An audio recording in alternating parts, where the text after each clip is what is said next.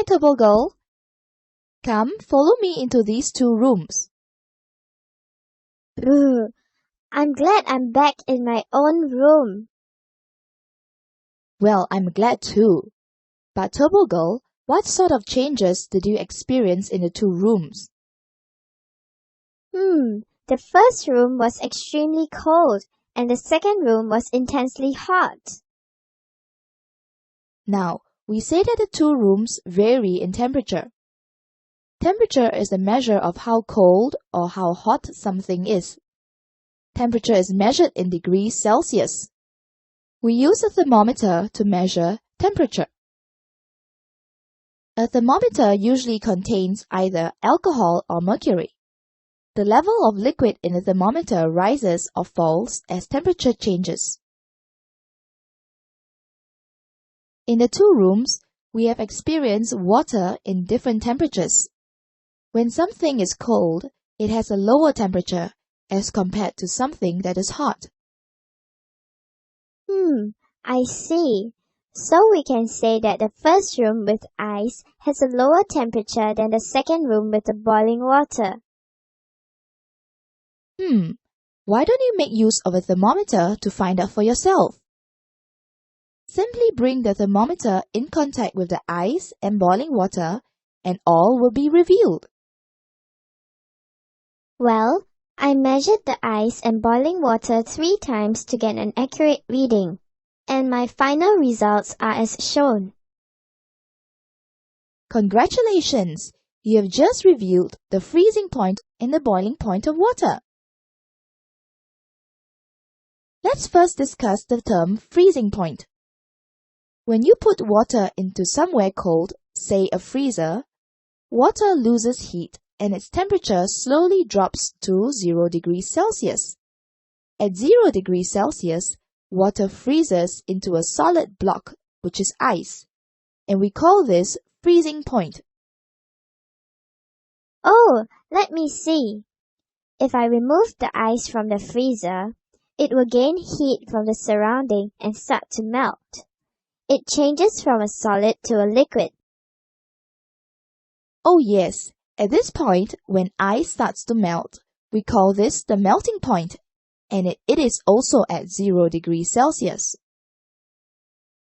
When I boil this liquid, the temperature will rise steadily till it reaches 100 degrees Celsius, which is the temperature where water boils. Therefore, 100 degrees Celsius is the boiling point. Now, recall from your previous lesson, what actually happens when water boils?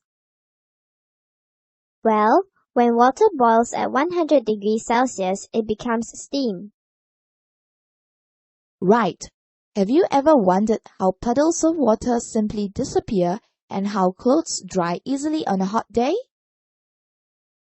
Does this have to do with water gaining heat and changing into steam? Bingo! You are on the right track indeed. The change of liquid to a gas is known as evaporation.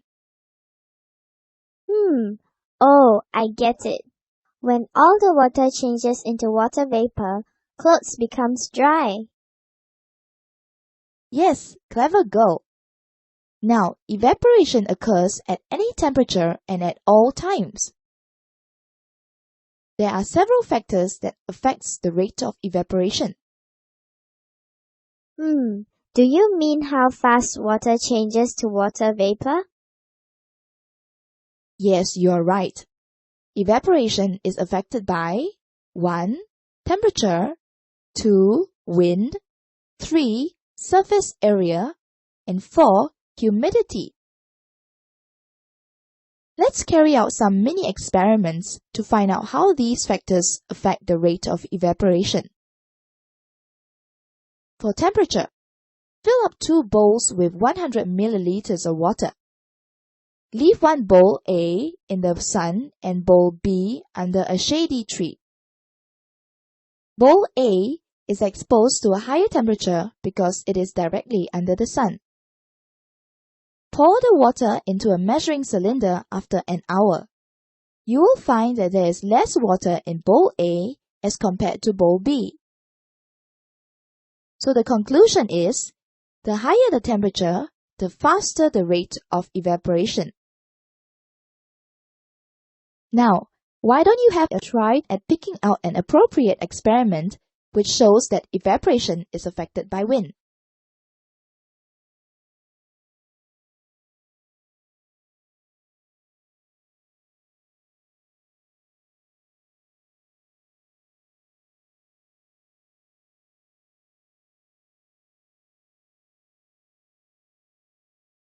So the conclusion is, the stronger the wind, the higher the rate of evaporation. For surface area, when performing experiments, there is always a standard to keep. In our case, the standard is the amount of water that we use each time. The amount of water has to be kept the same because we are comparing the rate of evaporation of water in the containers. In the past two experiments, we made use of similar bowls. This time, we have to make changes to the materials that we use. Pour equal amounts of water into two different containers. Make sure container A has a larger surface area than container B. Leave both containers in the same place. An hour later, measure the amount of water in each container. You will find that the amount of water in container A is lesser than in container B. So the conclusion is, the larger the surface area, the higher the rate of evaporation. For humidity. Now, humidity is the amount of water vapor in the air. In a place where the air is filled with a lot of water vapor, example in a rainforest, it will be harder for water to evaporate. In a place where the air is dry, for example in a desert, the level of water vapor is lower, thus making it easier for water to evaporate. So the higher the humidity, the lower the rate of evaporation. I am going to introduce a new term to you, condensation. This process is the opposite of evaporation. Oh, let me see. Evaporation is when water gains heat and changes into water vapor. So, condensation is when water vapor loses heat and changes back to water? Yes, you have very good analytical skills. But when does condensation occur? Well, condensation can take place at any place and at any temperature, just like evaporation. Let us take a look at the water cycle. The water cycle is the movement of water between Earth and the sky. As you know, evaporation occurs at all times. When water from the rivers and lakes evaporate, they change into water vapor. Water vapor rises into the sky, and as it goes higher, it cools. Let me try. I recall, from the boiling of water, when water vapor cools, it will form water droplets, which is the white clouds that I see when water boils. So, in this case, water vapor from the rivers and lakes will lose heat and form the clouds that I see in the sky. Yes, you are very sharp. Let me highlight the main points that we have covered today. Boiling point is 100 degrees Celsius and melting point is 0 degrees Celsius. There are 4 factors that affect the rate of evaporation: temperature, surface area, humidity, and wind. Evaporation is water or liquid changes to water vapor or gas.